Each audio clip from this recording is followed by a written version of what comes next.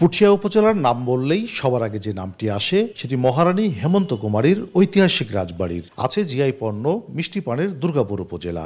আর এই দুটি উপজেলা নিয়ে রাজশাহী ৫ আসন।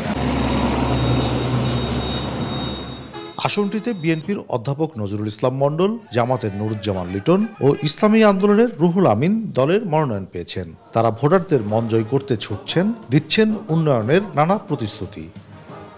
সমস্ত সামাজিক কাঠামো ভেঙে পড়েছে। সর্বপ্রথম কাজ হচ্ছে আমাদের এই সামাজিক বন্ধনগুলো পুনরুদ্ধার করা, কারণ যুব সম্প্রদায় আমাদের কাছ থেকে অনেকটা মুখ ফেরা দিচ্ছে। তাদেরকে আগে উপার্জনক্ষমিক তাদের কাজ দেওয়া হচ্ছে আমার প্রথম কাজ। অনুন্নত রাস্তাঘাটকে আমি সংস্কার করে যান চলাচলের উপযোগী করবে ইনশাল্লাহ। নতুন রাস্তা বিনির্মাণ করা হবে। শিক্ষা প্রতিষ্ঠানগুলোর ভৌত অবকাঠামো উন্নয়ন করা হবে। রোজকার সাধারণ খাবার এখন হবে অসাধারণ। প্রাণ স্বাদের মশলা, স্বাদ বাড়ায়, ঘ্রাণ ছড়ায়।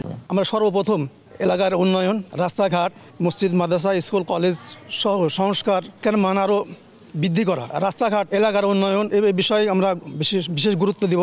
প্রার্থীরা যখন ভোটের মাঠে প্রচারণায় উত্তাপ ছড়াচ্ছেন, তখন ভোটাররা অনেকটা নিশ্চুপ। রাজনৈতিক দল আর প্রতীকের চেয়ে এবার ব্যক্তি বড় ফ্যাক্টর হবে ভোটের মাঠে, বলছেন সাধারণ ভোটাররা। যারা উন্নয়ন করবে তাদেরকে আমরা বেছে নেব। দেশের জন্য যে কাজ করবে তাকে ভোট দিতে হবে। যে সে সৎ হবে বা আমাদের জন্য কিছু করতে পারে এরকম কাউকে আমরা। যোগ্য প্রার্থী ছাড়া এলাকা বা দেশ উন্নয়ন হয় না, যোগ্য প্রার্থী চাই।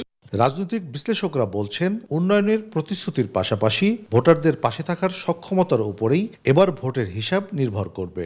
জনসম্পৃক্ততা আসলে জরুরি। এটা ভোটের ফ্যাক্টর। মানুষ চায় যে তার স্বাধীনতা কতটুকু আছে, মানুষ চায় তার শান্তি, নিজস্ব শান্তি, মানুষ চায় তার নিজস্ব স্বার্থ উদ্ধার করতে। একটা কমন জায়গা থেকে দেখে যে সমাধান করবার প্রয়াস সৃষ্টি করবে, তাকেই মূলত জনগণ ভোট দেবে।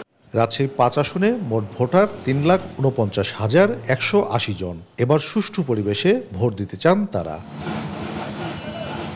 কাজী শাহেদ, দেশ টিভি, রাজশাহী।